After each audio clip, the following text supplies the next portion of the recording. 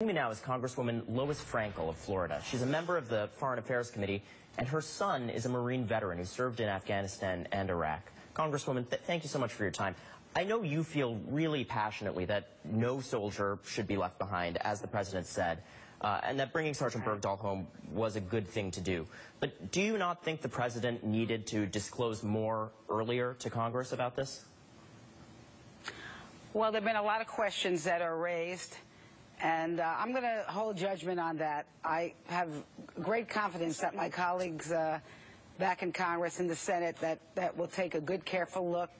And I hope and expect that the President's going to give us some answers so we can come to that judgment. Well, setting aside this case, in principle, do you think that when releasing prisoners like senior Taliban leadership, Congress should hear about it ahead of time? Well, that's the law, and I certainly believe in the rule of law. The President has said that there were exigent circumstances. I think he does owe it to the Congress to let us know what they are, and then we'll make a judgment after that. But I think here's what's important for me, and that is we have brought a prisoner of war back. There's been a lot of complaints, I think, by some that he wasn't worthy of being brought back. I think that the principle that we leave no fallen soldier on the ground, that we bring our men and women back from war, is a good principle. Otherwise, we have every man for themselves a type situation, which I think would bring chaos. Congresswoman, what about the release of these Guantanamo Bay detainees? Does that risk putting a price on the heads of other servicemen, given that this was, although the White House isn't using the word, essentially a swap of sorts?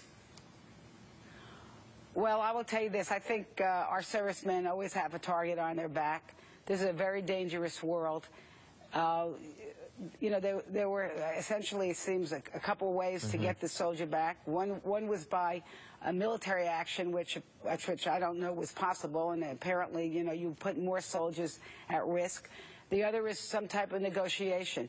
The President made a judgment call. I know there's going to be a lot of time now for us to take a look at as to whether or not we agree or disagree with that judgment call. I'd like to wait and hear some more of the facts. Congresswoman, as we mentioned, this is also a personal question for you. Your son is a Marine veteran. Yes. What was it like for you to watch that video of Sergeant Bergdahl's release?